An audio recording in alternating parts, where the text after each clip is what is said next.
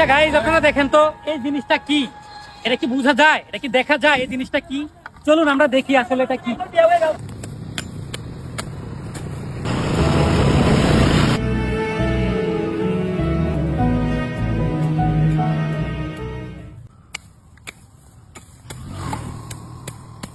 আচ্ছা, আমরা তো ওই পাটটা পরিষ্কার করলাম, এই পাটটাও একবারে বোঝা যায় না, অনেক রোদ। আমি চেষ্টা করতেছি, আপনারা সঙ্গে থাকুন।